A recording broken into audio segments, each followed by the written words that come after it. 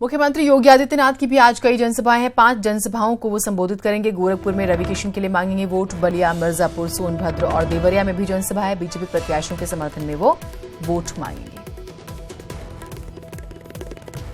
सबसे दिलचस्प सीट गोरखपुर, जैसे हमने जिक्र किया, और गोरखपुर में क्योंकि देखिए बीजेपी का लंबे समय से कब्जा रहा, काफी वक्त तक तो योगी आदित्यनाथ यहां से सांसद रहे, लेकिन ये सीट गंवानी पड़ी बाई इलेक्शन में।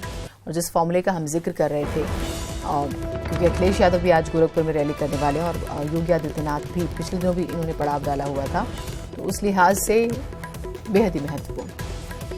रामगोपाल हमारे साथ, हमारे सहयोगी जुड़े हुए हैं। रामगोपाल, जब हम आखिरी चरण की बात करते हैं तो सबसे ज्यादा जहन में गोरखपुर की सीट ही आती है, जो कि उपचुनाव के बाद जो तस्वीर आई थी, और वहीं से ये फॉर्मूला निकलता है गठबंधन वाला। तो अभी किस तरह का माहौल जमीन पर आप देख रहे हैं, किस तरह की बातें जनता के जहन में हैं, अब वो आप सुन रहे हैं, और आज की तैयारियां किस तरह की है, क्योंकि तमाम बड़े लीडर जो हैं आज गोरखपुर पहुंच रहे हैं।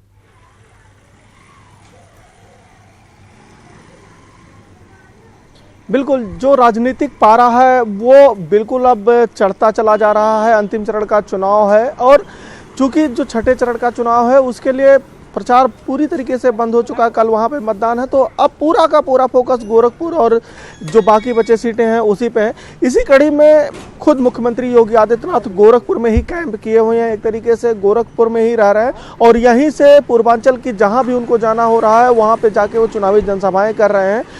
कल जिस तरीके से 3 जनसभाएं गोरखपुर लोकसभा में मुख्यमंत्री योगी आदित्यनाथ ने की और अपने लोगों से उन्होंने साफ कहा कि जब मैं एज अ सांसद का चुनाव लड़ता था तब मैं छोटी छोटी जनसभाएं करता था, लोगों से मिलता था और मुझे एक एक विधानसभा के एक एक गांव के नाम याद थे।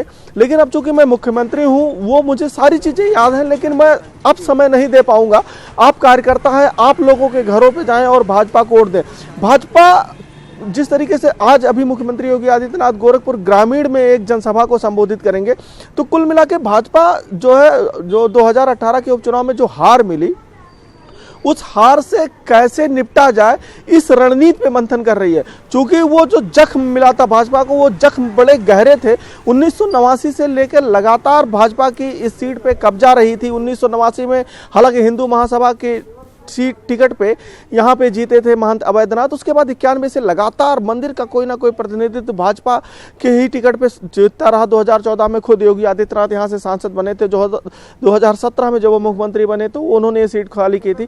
तो जो वो दर्द है वो लगातार मुख्यमंत्री के भाषणों में भी छलकता है कि चलिए एक बार गलती हो गई, अब की बार गलती